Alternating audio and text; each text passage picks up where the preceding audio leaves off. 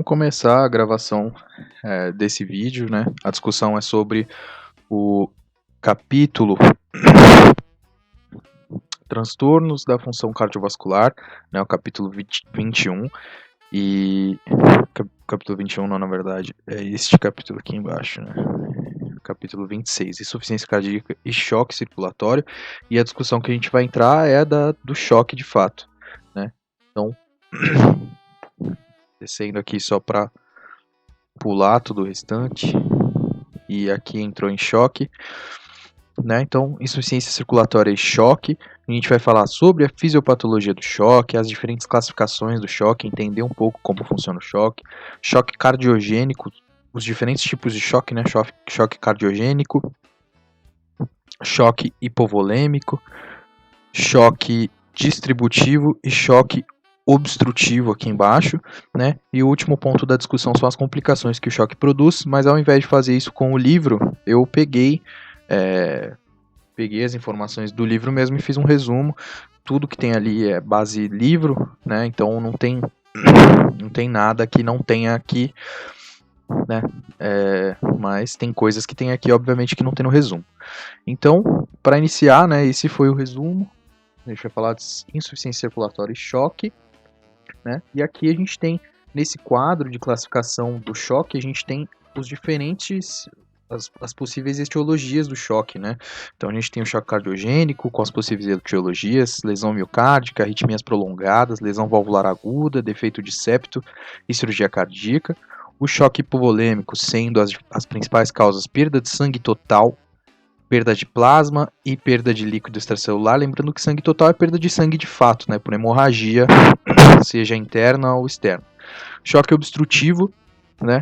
Que é devido à incapacidade do coração não poder se encher de fato, ou obstrução do fluxo de sangue para dentro do coração, né? Uma embolia pulmonar, por exemplo, é o exemplo que a gente vai utilizar aqui na discussão. E o choque distributivo, né? O choque que está relacionado aí à sepse, né? O choque distributivo ele pode ser um choque neurogênico, um choque anafilático ou um choque séptico, né? Em todos esses choques aqui a gente tem perda do controle do tono vascular, né? E essa perda do controle do tono vai fazer com que a gente perca líquido não para fora do organismo, mas para fora do compartimento intravascular. Então, começando pela fisiopatologia do choque, né? O que a gente tem que entender? A gente vai ter dois mecanismos compensatórios imediatos quando a gente começa a ter um choque, que é o sistema simpático e a renina. Eu vou clicar aqui para comentar. O sistema simpático e a renina, certo? Então, no sistema simpático a gente vai ter um tono, né, vindo do sistema nervoso central, um estímulo das vias simpáticas, e a renina a gente vai ter um controle ali feito pelo rim. E a gente vai entender melhor como funciona, né? No caso do estímulo do sistema nervoso simpático, a gente tem receptores alfa, receptores beta,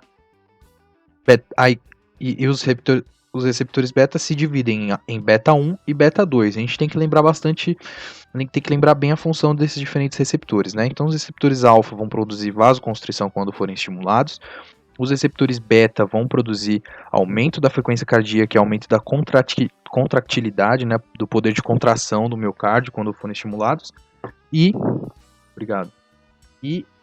os beta 2, os receptores beta 2 vão produzir vasodilatação dos leitos capilares no músculo esquelético e dos bronquíolos, né? Então é o que a gente vai utilizar, por exemplo, a gente vai estimular esse receptor beta 2 adrenérgico, por exemplo, quando tiver um choque anafilático, né? Quando a gente tiver o fechamento da musculatura lisa, o fechamento de bronquíolo, a gente vai estimular esses receptores, precisa estimular esses receptores.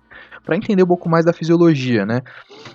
Que mais que a gente tem? A renina, né? Então, o outro mecanismo compensatório é a renina. A renina vai transformar o angiotensinógeno em angiotensina 2. A angiotensina 2 já produz vasoconstrição por si só e também estimula a produção de aldosterona aqui e estimula a reabsorção de sódio e água, né? Então a gente vai tentar manter um volume intravascular maior. Porém, esses mecanismos começam a ser prejudiciais depois de um longo tempo, né? Sobretudo a angiotensina 2, né? espalhada aí pelo organismo, começa a produzir a vasoconstrição intensa, que vai atrapalhar, porque se a gente tiver muita vasoconstrição periférica, o que acontece? Os tecidos deixam de receber sangue de fato, né? Vão receber cada vez menos oxigênio, e aí a gente vai ter uma conversão, né, da via aeróbica para a via anaeróbica. E qual que é a diferença entre essas duas? Na via anaeróbica, a gente não usa ar, né? Não usa oxigênio, ou seja, é a base de glicólise, né? Com a glicólise, a quebra da glicose, a gente tem ATP e piruvato. E essa via ela acontece naturalmente, não tanto quanto a aeróbica, mas fisiologicamente essa via está acontecendo ali com um grau bem baixo, né? Ela vai ser muito mais estimulada quando não tiver oxigênio de fato. E aí esse piruvato aqui, que na via aeróbica ele é degradado, né? Ele é degradado em dióxido de carbono e água, ele não vai ter mais como se degradar, né? No fim das contas, ele vai se converter em ácido lático e a gente vai ter um alto pH intracelular. pH intracelular, ele estimula aí, primeiro que não deixa a célula funcionar normalmente, e segundo que ele começa a estimular a degradação enzimática da própria célula.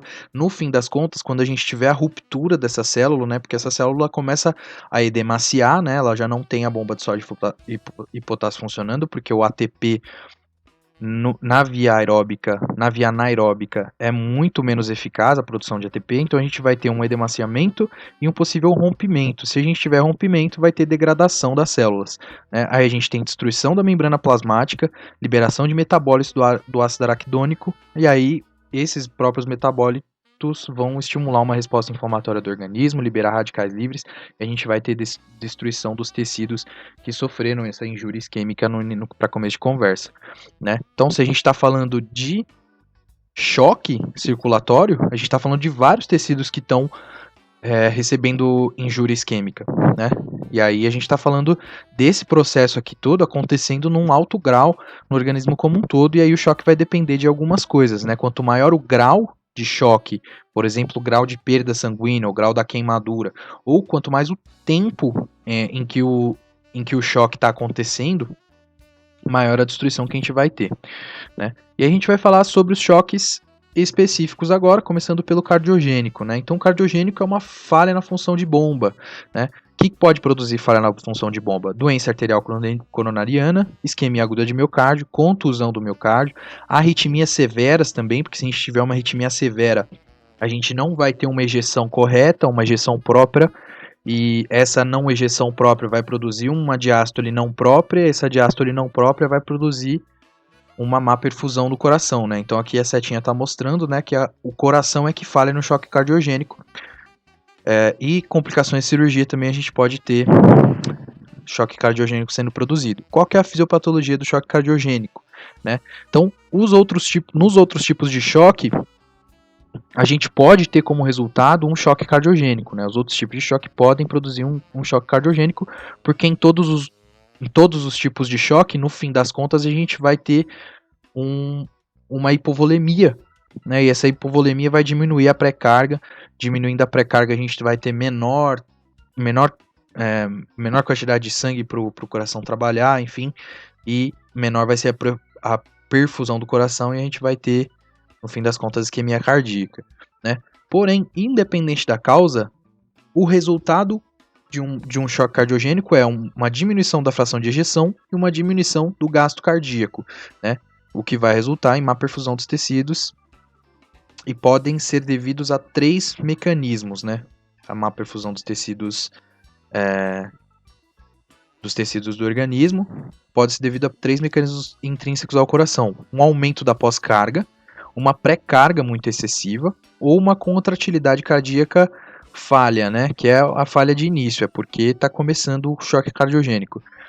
E o aumento da pós-carga pode acontecer porque a gente vai ter liberação de mediadores neurotransmissores que estimulam a vasoconstrição, a gente tem um aumento da resistência vascular periférica, certo? E uma ativação do sistema renina-angiotensina-aldosterona, que também produz vasoconstrição, ou seja, está aumentando a resistência vascular periférica, o coração tem que bater contra uma força muito maior do que ele bateria se não tivesse acontecido essas duas coisas. Uma pré-carga excessiva vai acontecer por quê, né? Então, o coração está deixando de bater, né? Ele tá batendo mais fraco pela falha na contratilidade aqui. Ele tá batendo mais fraco. Tá batendo com menor eficiência. Se ele bate com menor eficiência, sobra mais sangue a cada batida. Se sobra mais sangue a cada batida, toda vez que chega sangue, chega mais sangue e a gente tem um aumento da pré-carga produzindo falha. Ou a ativação do próprio sistema renina-angiotensina-aldosterona, porque esse sistema produz vasoconstrição e vai mandar mais sangue, né, para o coração direito, né, sobretudo pelo aumento de volume. Então ele está tentando manter o volume ali, a gente vai manter um volume e vai aumentar o volume de ventrículo direito, vai aumentar o volume de ventrículo esquerdo e vai ter um aumento da pré-carga. O resultado de tudo isso é lesão da parede miocárdica, né?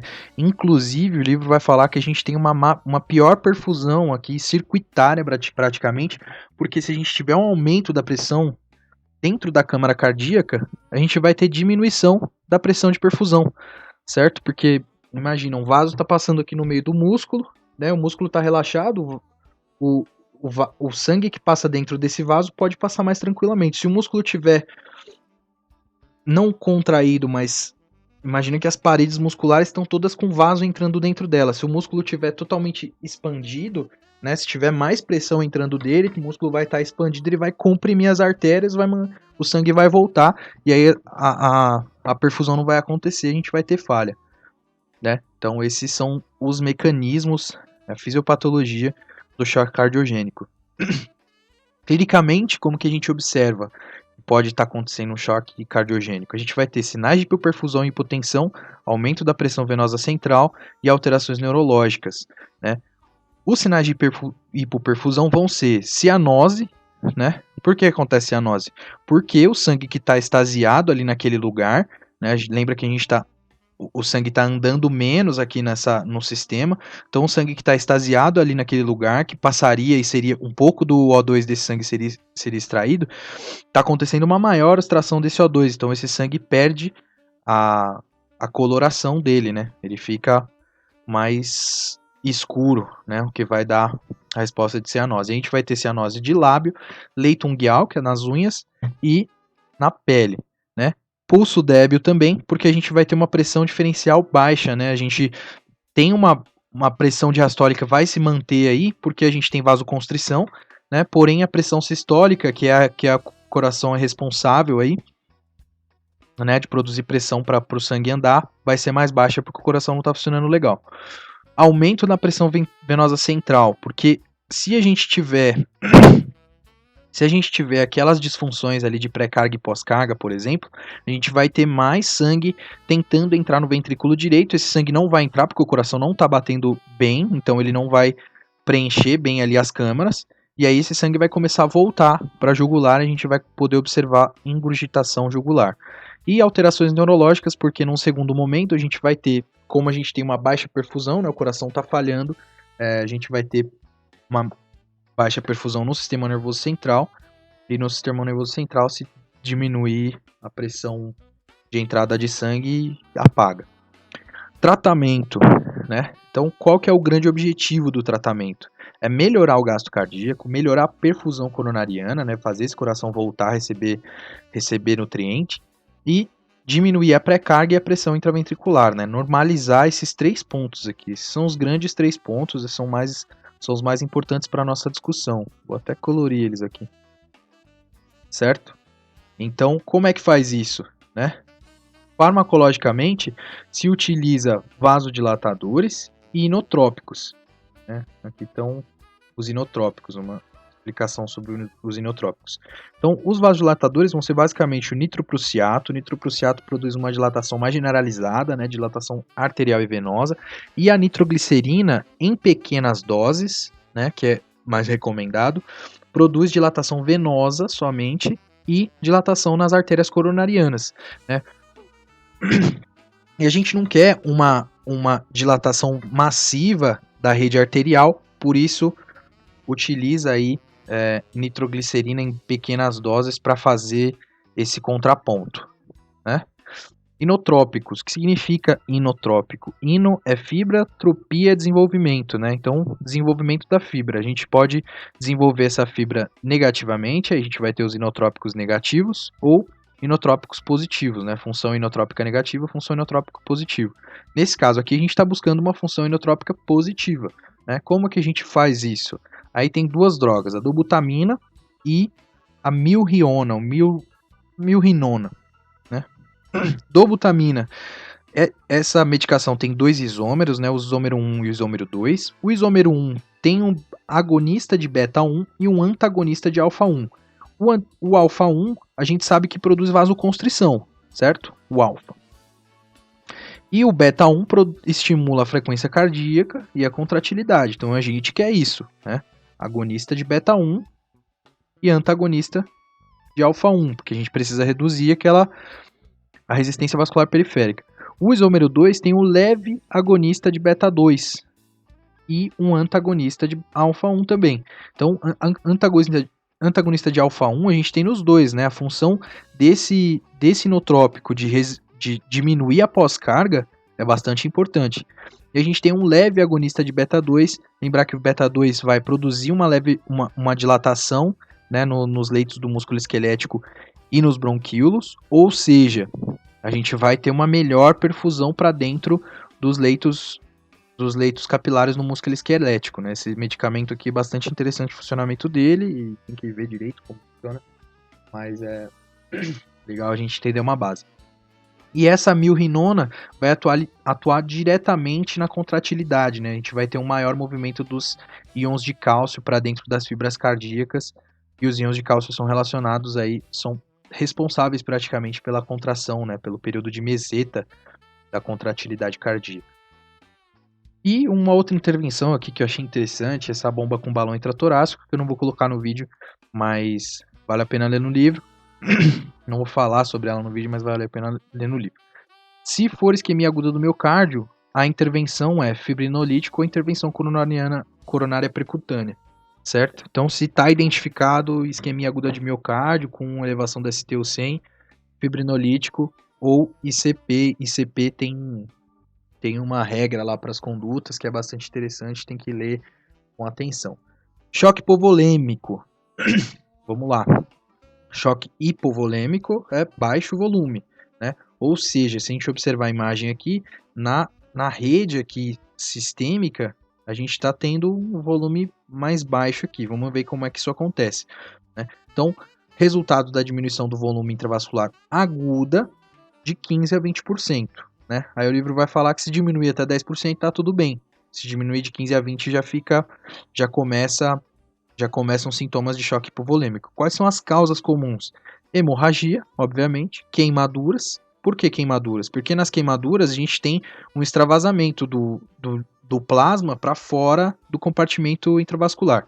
Desidratação, vômito e diarreia, porque a gente tem perda de líquidos de modo geral, né? Uma perda de líquido que deve ser reposta. Qual que é a fisiopatologia, né? Então, como eu falei, cerca de 10% não dá problema, porém, passou de 10%, chegou a 15%, 20%, a gente começa a ter um aumento na resistência vascular sistêmica, e não periférica, mas sistêmica. Por quê? Porque o coração quer o sangue para ele, o coração precisa do sangue para ele.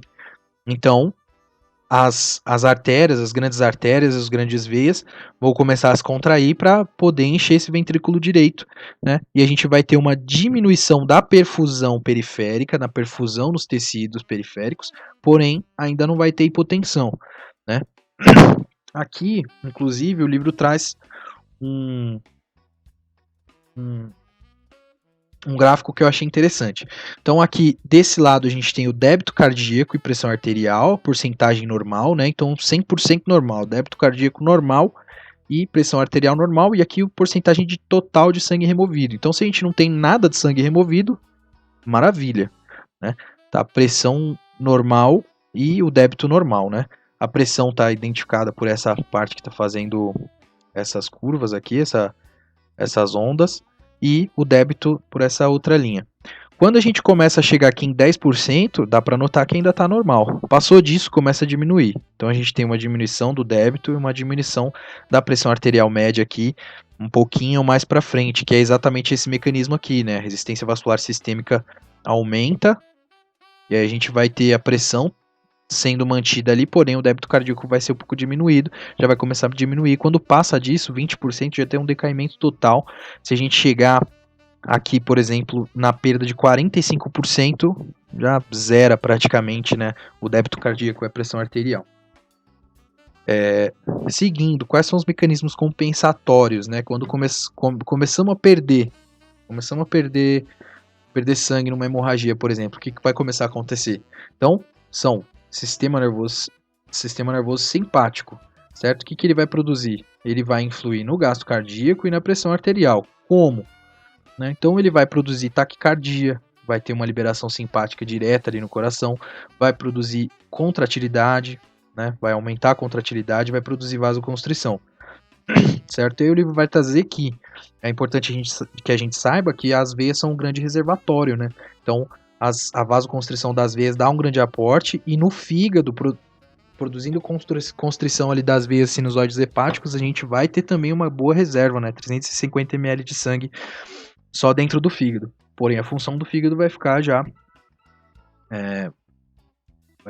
comprometida.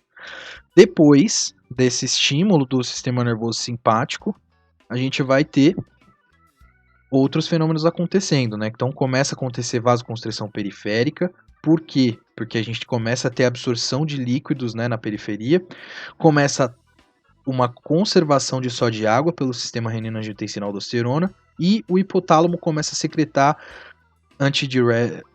hormônio antidiurético, né?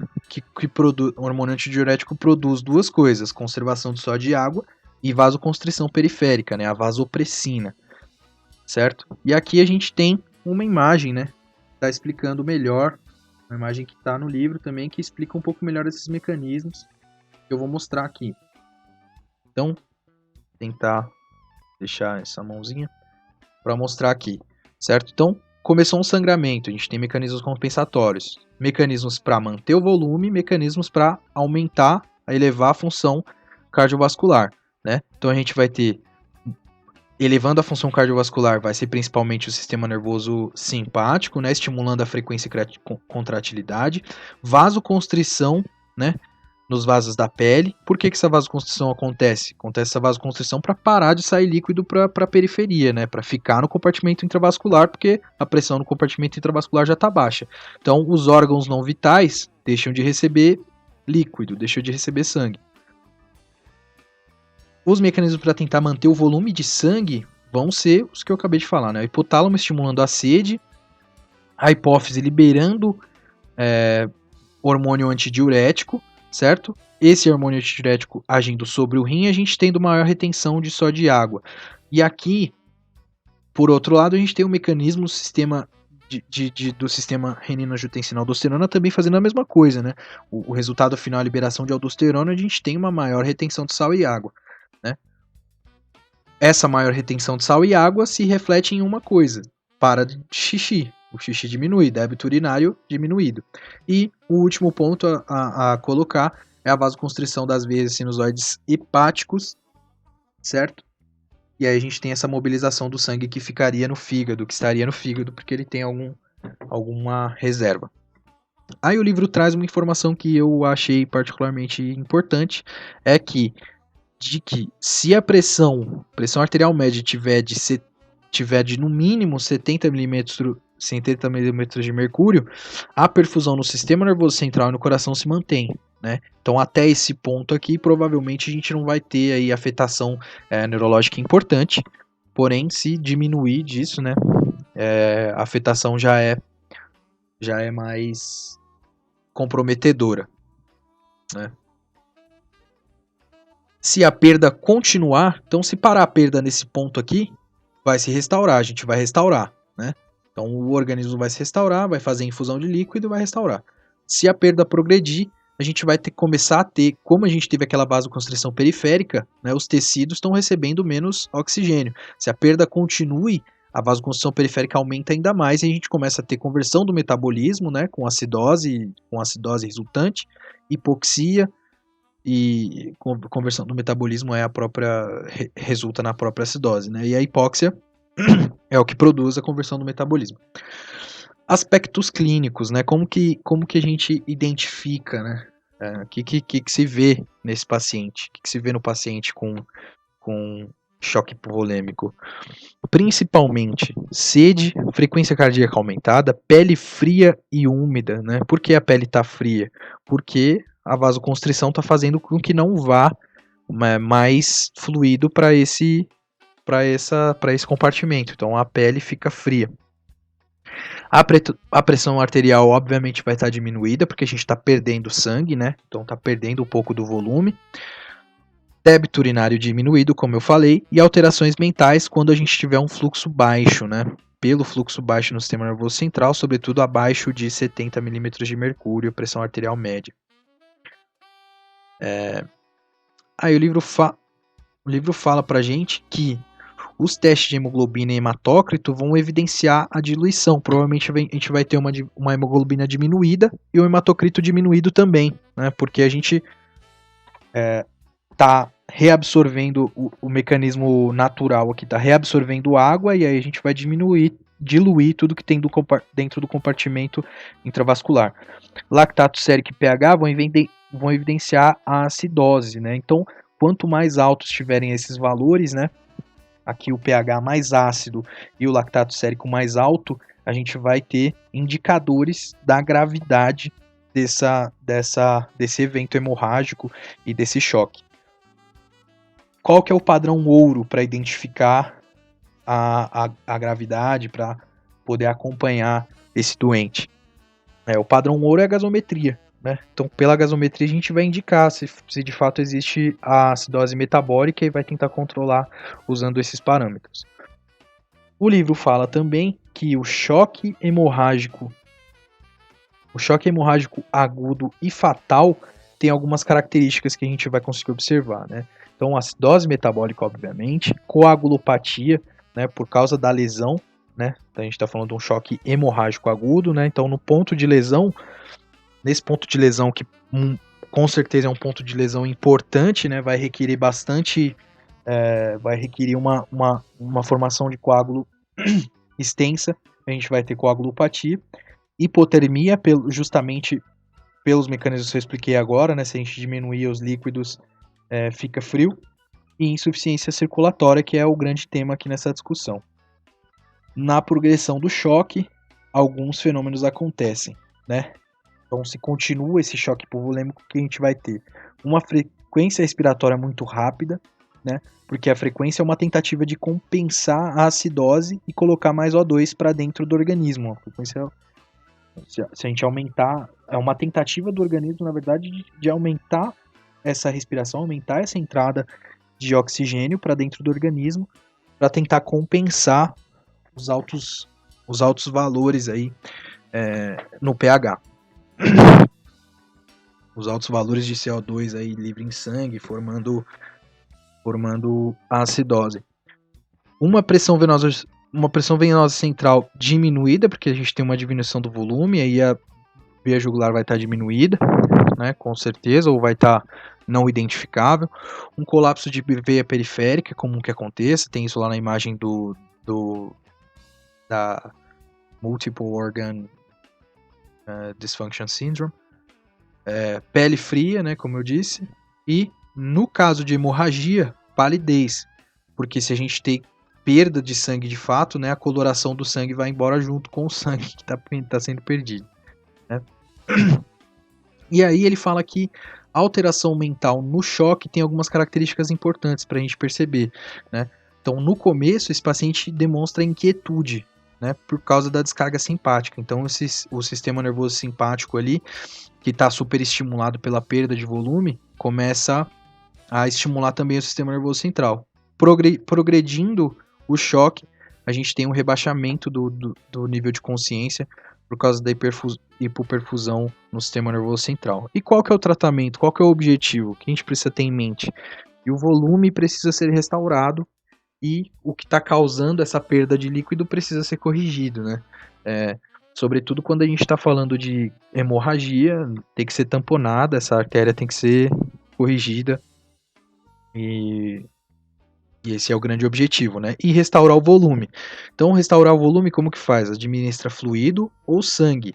O sangue tem que ser o sangue compatível com o do paciente, obviamente, por todos os problemas que a gente já aprendeu. E os fluidos, quais são os fluidos que são utilizados? Aí o livro cita os cristalóides, né, a salina isotônica e o lactato de Ringer, ou expansores de plasma, pentamido, albumina. A albumina, inclusive, sendo mais interessante. Por que a albumina? Porque a albumina segura a água. Né? Então, se a gente colocasse a albumina dentro do sangue, ela vai segurar volume dentro do compartimento intravascular e vai manter ali minimamente a função cardíaca e dos órgãos vitais. Choque distributivo, como é que ele acontece? Quais são os tipos? Então a gente tem basicamente o choque distributivo acontecendo por dois mecanismos, né? Perda do tono do sistema nervoso simpático, né? O sistema nervoso simpático não conseguindo controlar o que está acontecendo, ou substâncias vasodilatadoras excessivas, que é o que vai acontecer ali nos que a gente vai ver que são mais importantes, que é o anafilático e o séptico. Né? Esse choque também é chamado de choque normovolêmico. Né?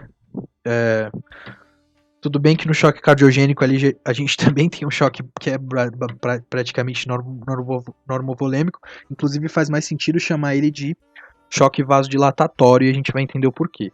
Então são três os mecanismos, os estados comuns que produzem esse tipo de choque, né? O choque neurogênico, o choque anafilático e o choque séptico, e a gente vai ver cada um deles.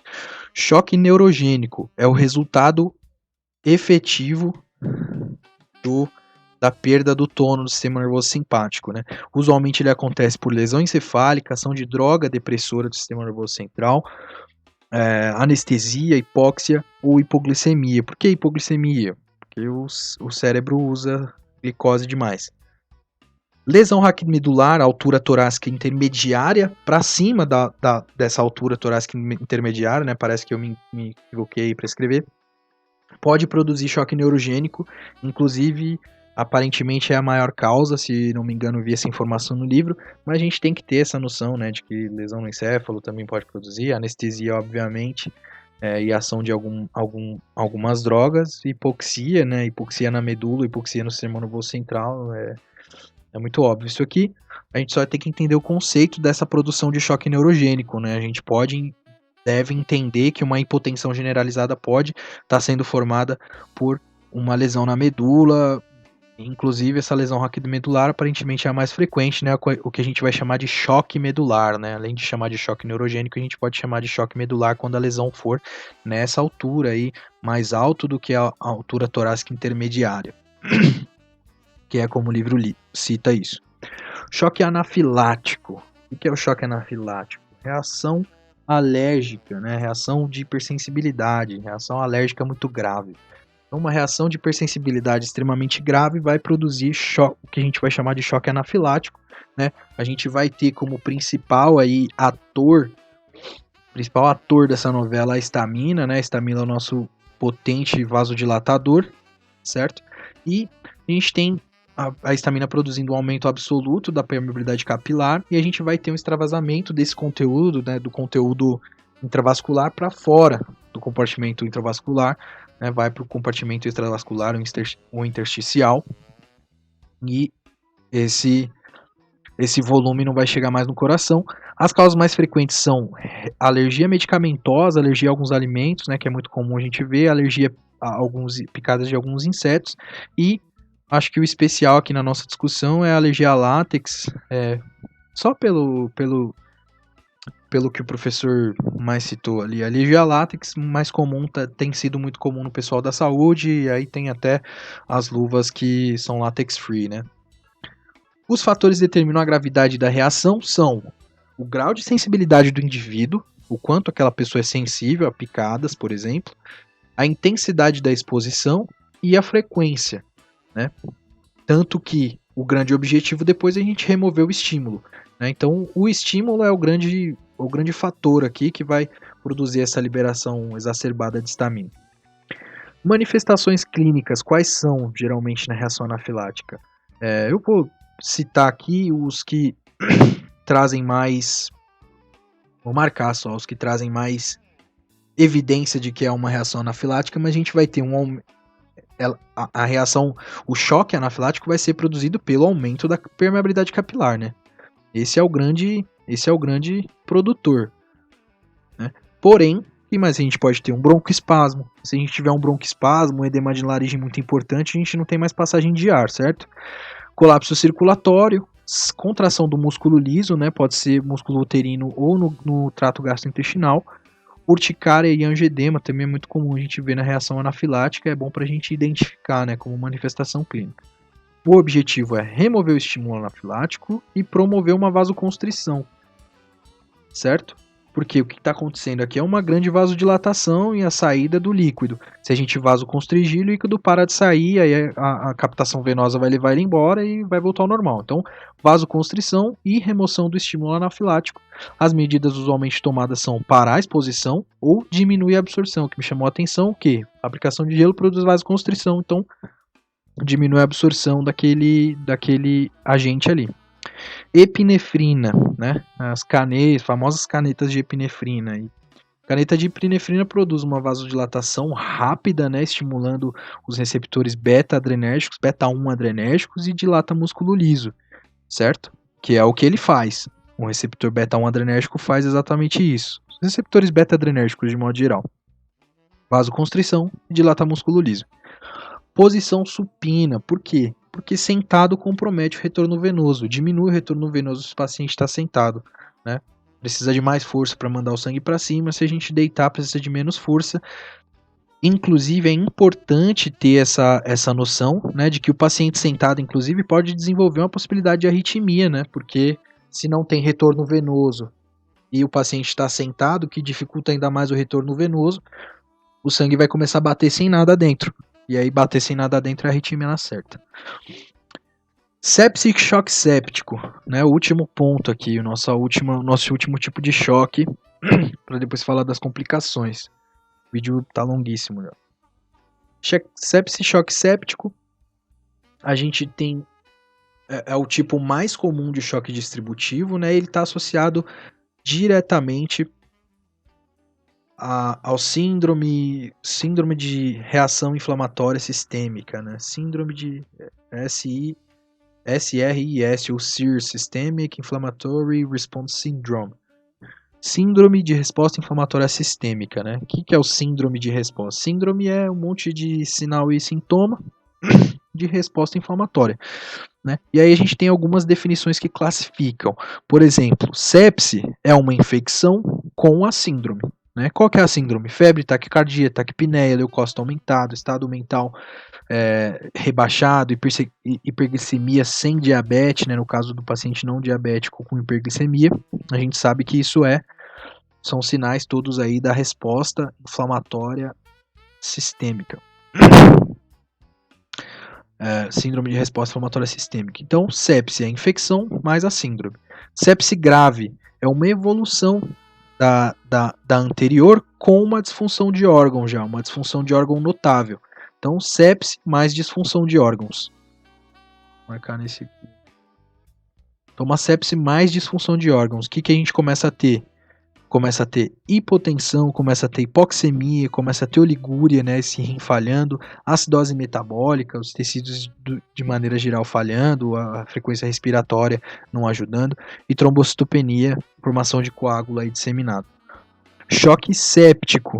O choque séptico é sempre uma evolução, né, um do outro. Aqui a gente está tendo uma sepse grave com hipotensão que não se corrige com líquido, né? Até esse ponto aqui a gente tem essa disfunção de órgão, mas se infundir líquido no paciente e a gente estiver tratando a causa de base, que é a infecção, melhora. Mas se quando chegar nesse ponto aqui, a infusão de líquido já não melhora mais e essa hipotensão aqui já não melhora mais com a infusão de líquido. Mecanismos do choque séptico. Importante essa discussão. Então, isso aqui é uma discussão bem grande, né? É bem detalhada. Essa imagem aqui que o professor trouxe lá é bem detalhada também. E eu vou fazer uma leitura só por cima da imagem aqui. Então, o que a gente tem? Os produtos do tá ruim demais isso aqui. Então, vamos lá. O que a gente tem? Os lipopolissacarídeos, né, dos micro-organismos, sobretudo bactérias ou outros produtos bacterianos, começam a ativar o complemento.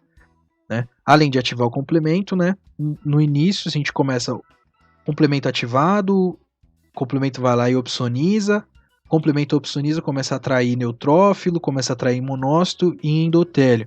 Neutrófilo, muito importante aqui nessa discussão, né? Neutrófilo, liberação massiva de citocina, de radical livre e de mediador lipídico. Esse monte de liberação já produz uma lesão direta no sistema, né? Já produz uma lesão direta no endotélio, por exemplo, já produz lesão direta do tecido. O endotélio também é estimulado. Então são 3 estímulos principais, né? O endotélio, não dá para marcar com isso. O endotélio, os neutrófilos e o complemento, certo?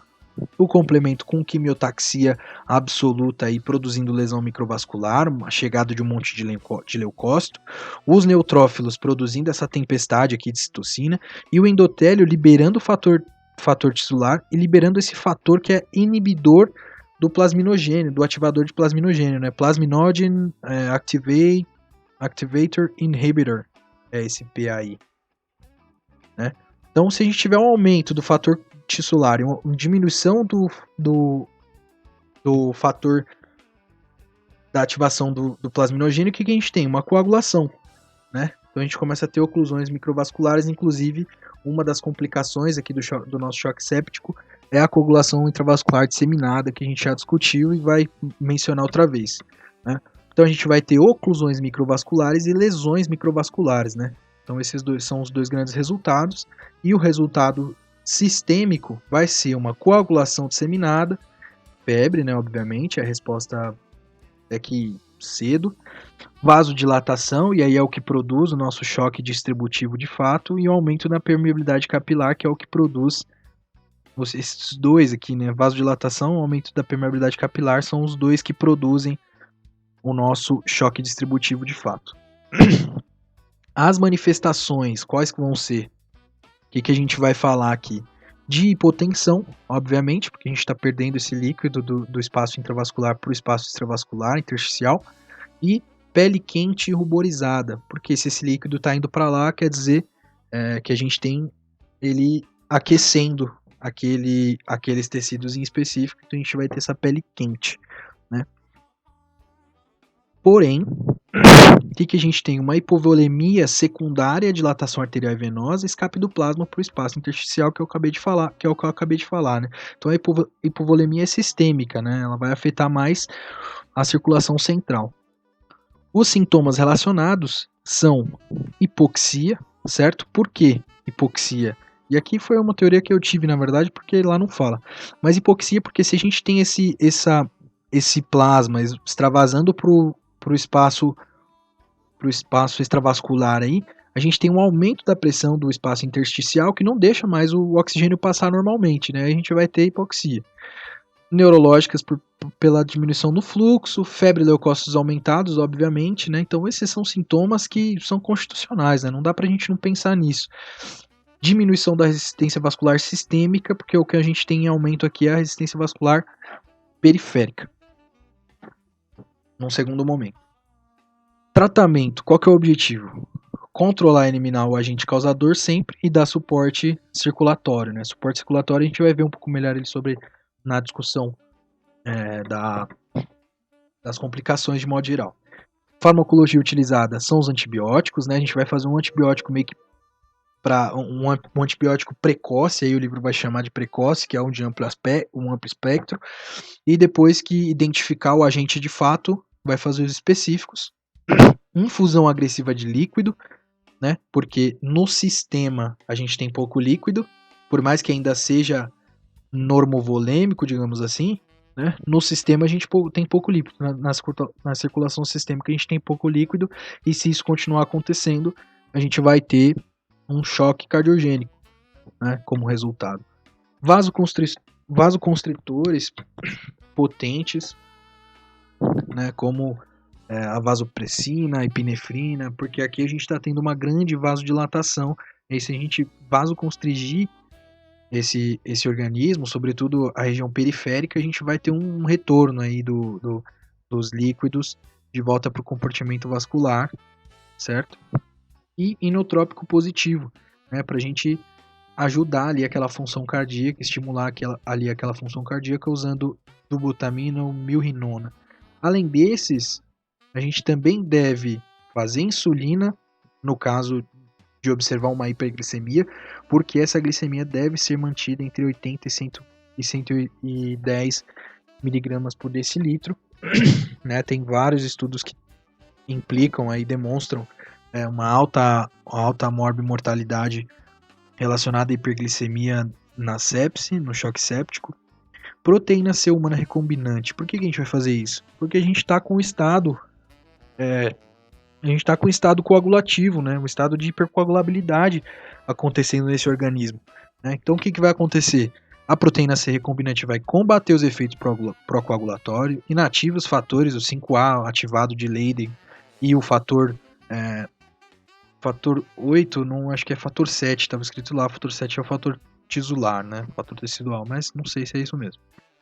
Ações anti-inflamatórias e ações anti-apoptósicas, né? Vai segurar um pouco o organismo, a proteína C humana recombinante, é bastante interessante e importante.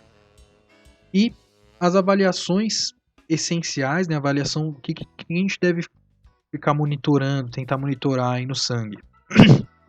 Oximetria, né? A pressão de O2, débito urinário, obviamente, para a gente ir monitorando aí essa falha múltipla, pressão venosa central, pressão arterial média, né, tem que manter aí no mínimo mais de 70 milímetros de mercúrio, porque a gente já viu que dá ruim para o sistema nervoso central, pH fazendo exames de sangue e lactato sérico, tentar manter esses dois valores baixos aí, inclusive uma das infusões ali, eu acho que, pelo que eu entendi, combate justamente o aumento muito grande desses níveis aqui de lactato sérico. Choque obstrutivo, último tipo de choque, o choque que a gente mais conhece aí, que mais frequentemente é produzido pela TEP, né, pelo tromboembolismo pulmonar, e ele é basicamente uma obstrução mecânica do fluxo de sangue. Né? Então o sangue não consegue entrar para os pulmões porque ele travou nos pulmões mesmo e ele não consegue chegar no ventrículo esquerdo para ser... Em algum ponto da circulação esse sangue vai travar. Né? E por isso que ele chama obstrutivo, né? Por obstrução. Pode ser nas grandes veias, pode ser no coração e pode ser nos pulmões, tem várias causas, né? O taponamento é uma das causas, pneumotórax é uma das causas, mixoma atrial, né? Uma formação gigante aqui no átrio esquerdo, que é mais comum no átrio esquerdo, também vai obstruir a passagem de sangue, aneurisma dissecante de aorta também vai produzir obstrução da passagem de sangue, mas o mais comum é a TEP, né? Então qual que é o mecanismo? O mecanismo é o aumento para a TEP, um aumento de pressão no ventrículo direito, né? Porque imagina, se nesse ponto aqui da circulação, por exemplo, a gente tiver uma obstrução, esse sangue que deveria vir para cá só vai poder ir para cá, nesse caminho, né? E ele vai começar a voltar para o ventrículo direito, vai começar a agrandar o ventrículo direito e vai começar a falhar o ventrículo direito, a gente vai ter um aumento da pressão venosa central elevada, né, distensão jugular e sinais de insuficiência cardíaca direita, provavelmente aí uma hepatomegalia, a própria ingurgitação ventricular, uma possível ascite aí que é uma complicação secundária, mas os achados aí estão relacionados aí à obstrução e geralmente a obstrução produz esse enchimento do lado direito do organismo aí. Falando de veias e falando de fígado e falando também de veia jugular. Qual que é o tratamento? Corrigir a obstrução. Né? Então, usualmente para a TEP, a gente está falando de embolectomia pulmonar, se for o caso de taponamento cardíaco, pericardiocentese, se for pericardite constritiva, a pericardectomia, né? Mas a pericardite constritiva, a desenvoltura é tão lenta que talvez muito raro, né, que ela não seja observada antes dela começar a produzir de fato um choque obstrutivo. Né? Então a gente vai falar de pericardiocentese para taponamento mesmo, ou de embolectomia para TEP. Complicações do choque, último ponto da discussão, 50 minutos de vídeo quase. Então vamos lá. Carl Wiggers decidiu falar que o choque não só para, mas destrói a máquina. E isso é verdade. Né? Então a gente tem as 5 principais complicações do choque. Quais são essas 5 principais? Injúria pulmonar aguda, ou SARA, né? Síndrome da angústia respiratória aguda, insuficiência renal aguda, complicações gastrointestinais, coagulação intravascular disseminada e o último, síndrome da disfunção de múltiplos órgãos. Né? Então, o que a gente vai observar em cada um desses, como identificar? A injúria pulmonar aguda, ou SARA, síndrome da angústia respiratória aguda, ela ocorre 12 a 48 horas após o evento iniciador ou uma síndrome de disfunção múltipla de órgãos. Né? Então, se a gente tem síndrome de disfunção múltipla de órgãos, um dos órgãos é o pulmão.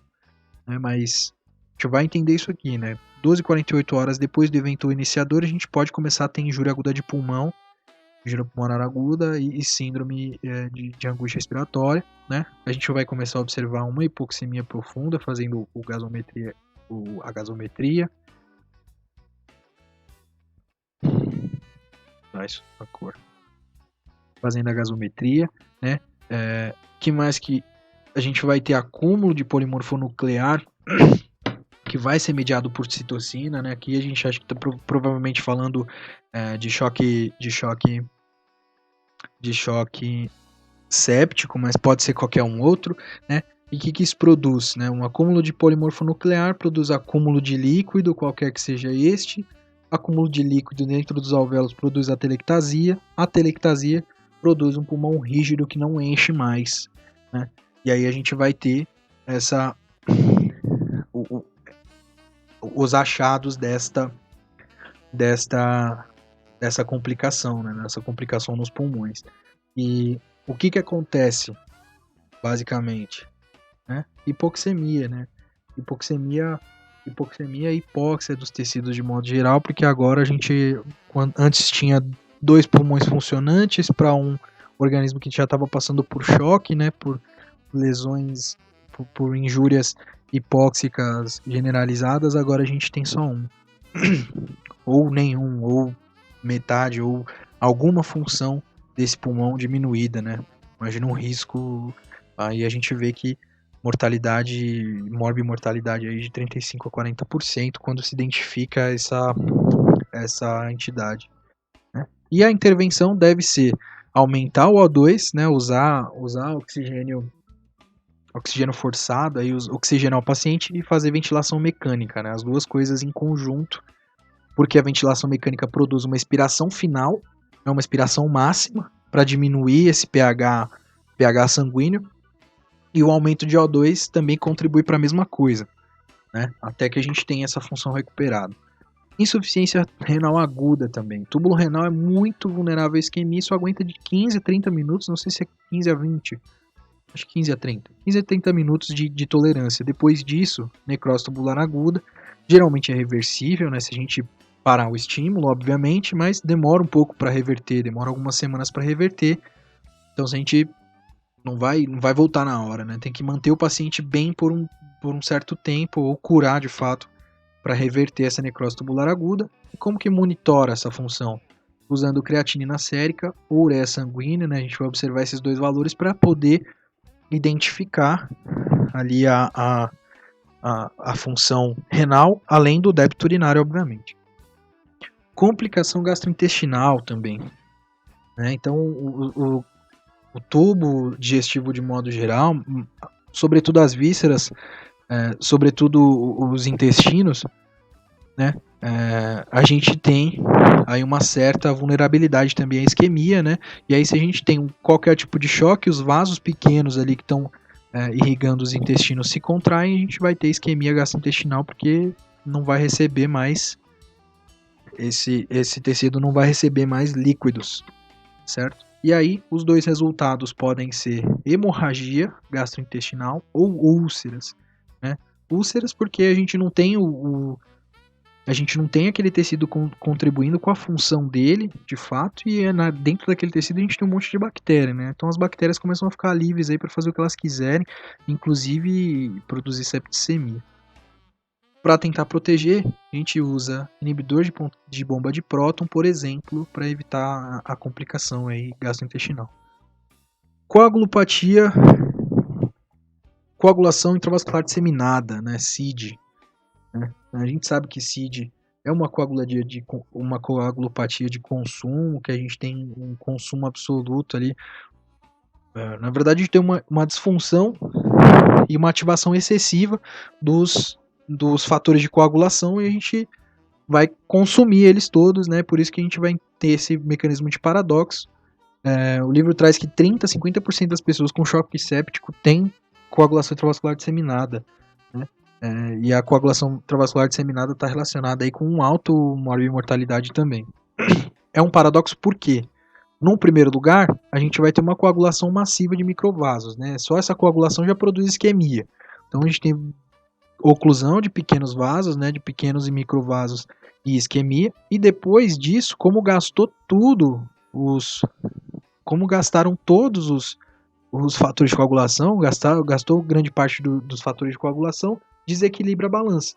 E aqui em cima a gente vai ter a liberação, por exemplo, dos produtos da coagulação, a ativação massiva do plasminogênio, e aí a gente vai ter aí um estado hemorrágico acontecendo logo depois de um monte de coagulação ter acontecido, né? E o estado hemorrágico pode produzir sangramento e anemia. O tratamento, no momento em que se observa a coagulação intravascular disseminada acontecer antes dos sangramentos, né, é a antitrombina 3 para tentar reduzir a coagulação e tentar reduzir o consumo desses fatores de coagulação. E por último, né, o último ponto da discussão, 1 hora de vídeo, cansei muito, falei direto, síndrome da disfunção de múltiplos órgãos, né, que a gente tem, né, o SDMO, o MODS, né, MODS, Multiple Organ Dysfunction Syndrome, que a gente tem aqui? A gente tem que qualquer um dos choques ali podem se complicar com uma afetação de vários órgãos ao mesmo tempo que estão sendo produzidos por insultos diversos de hipóxia, né? Então, em tudo isso aí, o coração está tentando pegar o volume para ele mesmo, e aí os tecidos ficam sem volume, ou no caso do choque distributivo, os tecidos ficam com volume, mas o volume é de plasma.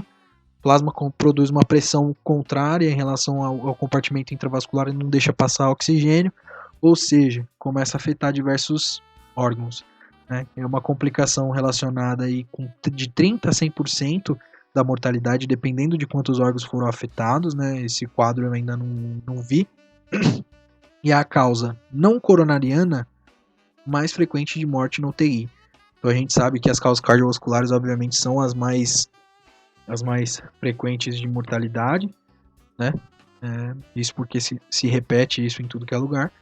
Mas a síndrome de disfunção de múltiplo órgão, usualmente, ou não usualmente, né, mas é muito comum no choque séptico, né, no choque séptico grave, ela é a segunda causa e a causa não coronariana mais frequente de morte no UTI.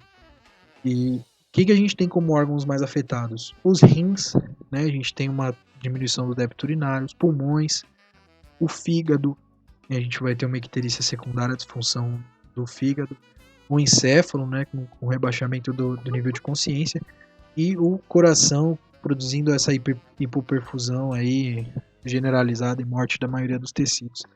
Então, se a gente tiver, por exemplo, esses 5 afetados, né, a disfunção desses 5 afetados em grande grau, provavelmente seja aí a representação do 100% da mortalidade. E aqui uma imagem, né? Uma imagem que está mostrando tudo que está em disfunção aqui nesse sistema. Né? Então tem o brain swelling, que é um inchaço do cérebro, né? Instabilidade cardiovascular, como eu falei, um dos órgãos que pode ser afetados, o flattening, né? Então a gente vê uma veia cava aplanada, né? Esse aplanamento da veia cava obstrui também o passo, né? É um ponto que pode acontecer, e se esse ponto chega a acontecer, é bastante bem relacionado à mortalidade. A anúria, né? A falha renal aguda, Se a gente tiver falha renal aguda, a gente não consegue mais reabsorver nada, né? Vai ter sangrado. O rim é um dos grandes filtros aí do nosso sistema.